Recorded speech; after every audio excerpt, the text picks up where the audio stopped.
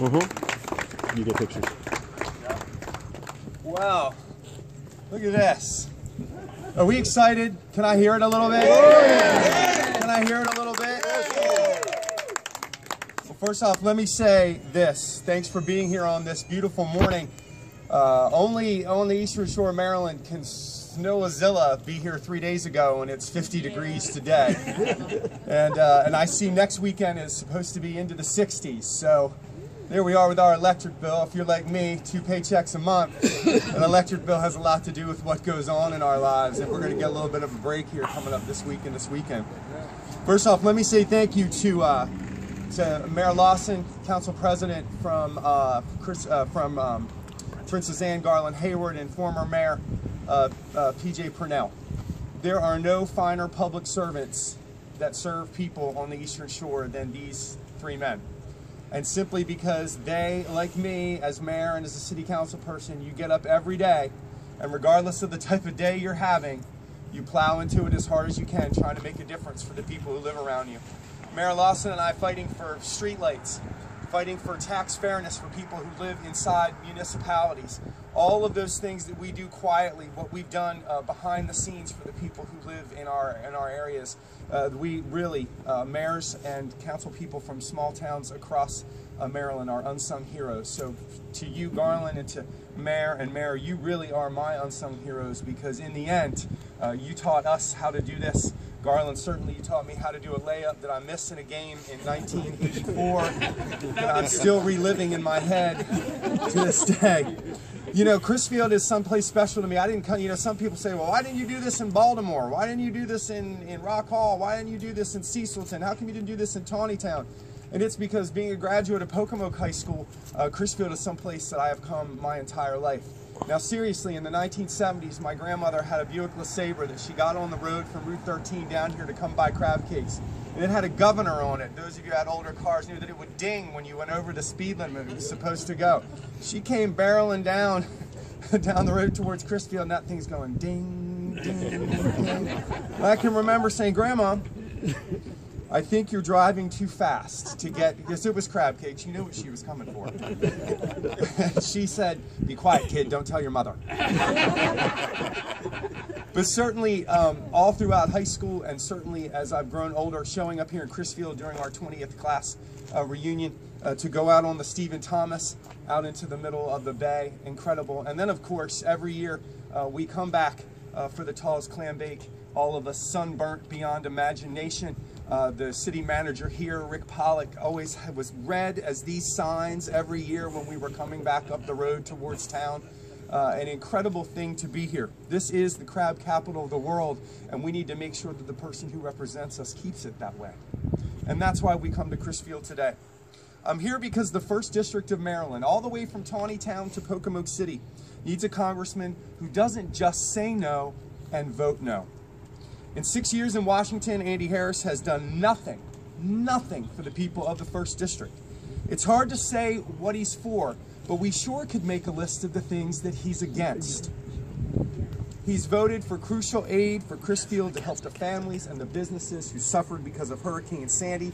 He has voted against our teachers, he has voted against our veterans, he has voted against our farmers, and he has voted against our health care. This becomes clear. These issues are not important to Andy because his answer to us is no, no, no, no, no. So I'm right here in Crisfield right now because Andy Harris wasn't. I know what the mayors are talking about. In Salisbury, it was called a 300-year flood event, Hurricane Sandy was, meaning that it's not really supposed to happen except once every 300 years. So when the people of Crisfield paid their federal taxes and the 300-year event came, you know what Andy said? What did he say? No. What did he say? No. What did he say? No. That's exactly right. He voted against the $9.7 billion, hurricane relief bill. Taxes that the citizens of Crisfield paid into. Taxes that I paid into that I would gladly have said, send my money to Crisfield. More than 3 years later, Crisfield, just like everywhere else on the Eastern Shore, is still struggling to get back to what it was. But we elected a representative who told us no. And think about this. because Snowzilla just came through. This week, Governor Hogan asked the Maryland Emergency Management Agency to request from the Federal Emergency Management Agency to begin damage assessments as preparation to begin to ask for aid. And you know what we've heard from Congressman Harris? Nothing. Nothing. So when we look at what has happened in downtown Ocean City over the last 4 days, and the people without power because the power boxes are too low, what do we hear from Andy Harris? Nothing. Now think about this. Maybe that Snowzilla came 100 miles south and made a huge difference in Salisbury or Snow Hill or Pocomoke or Crisfield. Maybe. What had happened if Hurricane Sandy had hit Ocean City? Would Andy Harris have still said what? No. What if it had hit Oxford up in Talbot County? What would he have said? No. What if it had hit Port Deposit up in the North 40 of this district? What would he have said? No. And what if it had hit Chesapeake City? What would he have said? No. That's right. We need somebody who's going to represent this district and go to Washington to make a difference, not to make a point. Let's talk about our farmers, because literally once you get out of Crisfield and Salisbury and Easton and Elkton and Bel Air, really we are farms. That is what we are here in Maryland. We fed the people who fought the Revolutionary War, a wonderful book called The Breadbasket of the Revolution about what the Eastern Shore and the Peninsula was. We feed Maryland and the world. But we know that our Congressman, Mr. Harris, voted no against the $950 billion farm bill due to ideological concerns. So here we are. Crisfield, just like the farmers, paying all of those federal taxes. And what did they get from Andy Harris? What answer? No. That's right. His concerns were that he wasn't going to help the farmers of the Eastern Shore and Harford County and Baltimore County because he wanted to say that he didn't like poor people. Now, let's just look at that for just a second. He didn't like poor people. What are the poor people buying with their assistance? What the farmers grow. So it's one of those things, and my mother's standing to my left and to your right, and I can hear the words, "You're cutting off your nose to spite your face." And that's exactly what Congressman Harris does, and he does it to the detriment of the farmers who live here on the Eastern Shore. They elected a representative, a voice in Washington, and he told them no. He's voted more than 4 dozen times against affordable health insurance. More than 55,000 people on Maryland's Eastern Shore now have health insurance that didn't have it before. And over 4,000 people in Somerset County have health insurance that didn't have it before. This isn't a government handout. This is people paying for affordable health insurance. But Andy Harris has voted 50 times to say, you don't need this, and I'm taking it all away. So this is what we find, to draw a parallel. He wants to return us to the days of insurance company legally discriminating against Americans. He's just like the landlords back in the 1950s who told African Americans that you can't live somewhere, and they were legally able to do it. Andy Harris wants to give insurance companies the legal right to say to people with pre-existing conditions, what's the word he's going to say to them? No. That's right.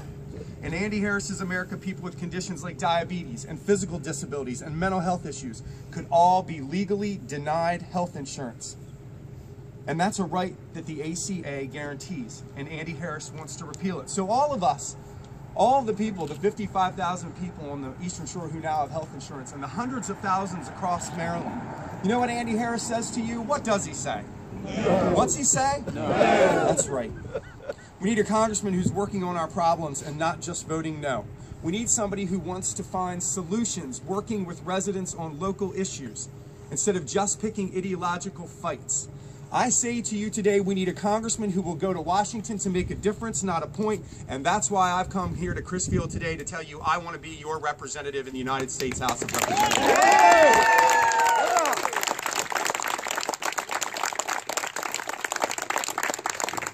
You know, Mayor Lawson was right. We used to joke all the time. We'd be sitting at MML with a group of mayors, and they'd look across the table and they'd be like, ha ha, you're Mayor Salisbury, aren't you?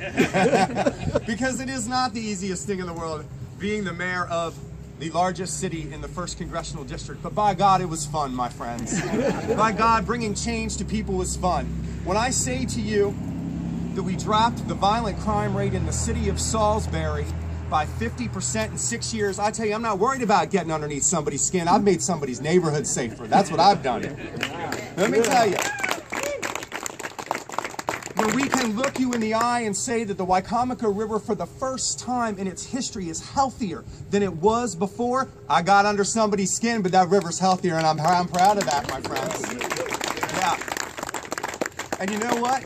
When we can say to people that we left Salisbury with $16 million of surplus every year while dropping fees and rates, I might have gotten under somebody's skin, but somebody's paying a lower water bill, and that was Jim Ireton working in Salisbury, my friends. That's right. So where do we go from here? We're all going to leave. Somebody's going to sign up to get emails. Somebody's going to say, when can we get signs? If anybody wants to ride with me on tomorrow night to Dorchester County to speak, and Thursday night to Harford County to speak, and Friday, I don't know where I'm going Friday. Saturday, we're going all around the Eastern Shore. I'll be happy to have you with me. Because if there's anything more than I love, it's a road trip. It's a road trip. This is the greatest thing in the world for me, to travel up roads like 213 and 313 and 113 and Route 40 and Route 50. All of those things. Route 1, excellent. The 1st District looks exactly the same, except the other side of the bridge has hills. That's all it is. We were on Bel Air Road the other night, and I was like, oh my God, this looks just like Salisbury with a hill in the middle of it. So we know we're talking to the same voters, but this is where we have to build our firewall, my friends. Because this mess is going to get ugly. You know why?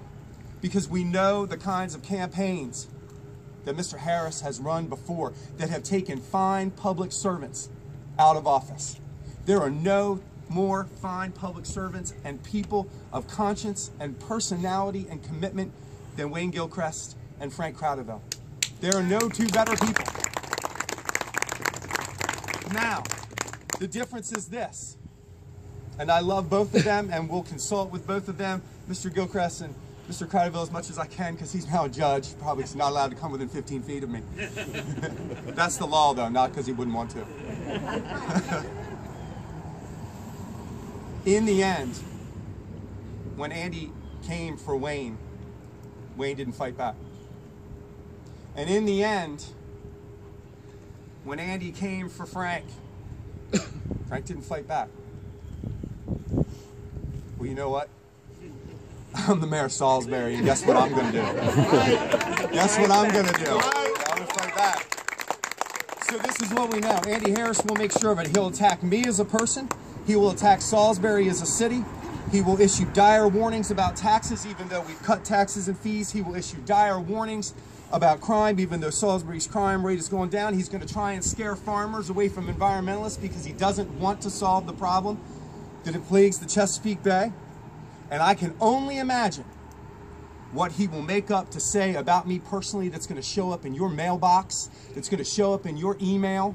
And you know what we've got to do? We've got to put that firewall up and say what word to him? No. So this is what happens. He will pit group against group, neighbor against neighbor, politician against politician, us against them. And the reason why us against them doesn't work is because the United States Congress has a 77% disapproval rating. Is us against them working? No. No, it's not. The people of the 1st District know better, deserve better, and today we start doing better. And people of the 1st District have told me time and time again over the last 6 weeks, we just want the congressman to do his job. So the journey begins today. It does. A journey towards thoughtful, reasoned, intellectual representation. The journey begins from Tawnytown to Tillman Island, from Marydale to Del Mar to Mardella. Who wouldn't want to represent those 3 places? I mean, it's just amazing. From Federalsburg to Fallston, from Willards to Y Mills, from Oil City to Oriole, from Bel Air to Berlin, from Stevensville to Salisbury, from Baltimore to little old Baltimore Corner up there in the mid-shore. It begins today. It begins right here in Crisfield, because this place, if we can win here, my friends, we can win everywhere. So, I say to you again, We need a congressman who will go to Washington to make a difference, not make a point. Let's start this journey together. My name's Jim Ireton, and I want to be your next United States Congressman from Maryland's 1st District. Thank you very much. God bless you.